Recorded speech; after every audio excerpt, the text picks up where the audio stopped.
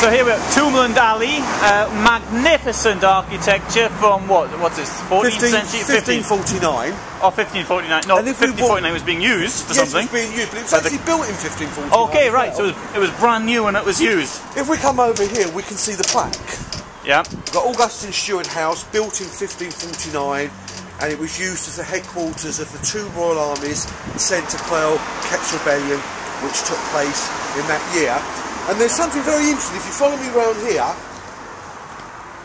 we've got another plaque here telling us that this house was purchased and preserved in 1924 by the Norfolk Archaeological Trust and was built by Augustin Stewart, Mercer, Sheriff, Mayor and Burgess in Parliament. But what is very interesting about this building is, one of these buildings along here was used as a synagogue in the 1800s.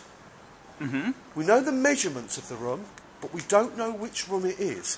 But it's an impressive building. Yeah, it's wonderful architecture. It's totally lopsided. Yeah, yeah.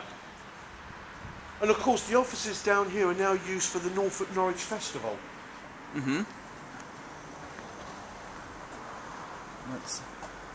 But we're hoping to try and find the plans for the original synagogue.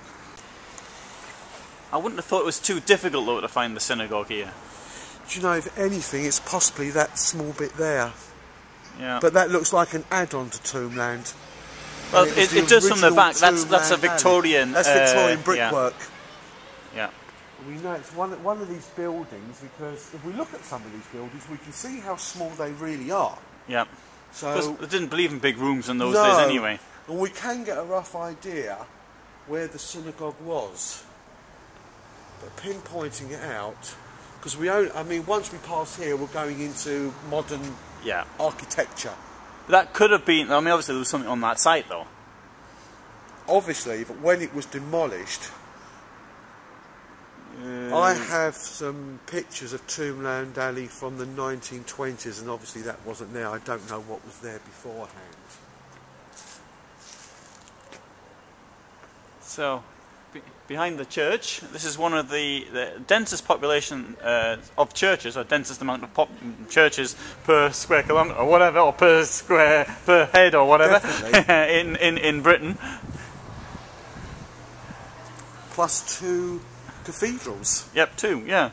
Not just one, but 2. 2. Which is very unusual.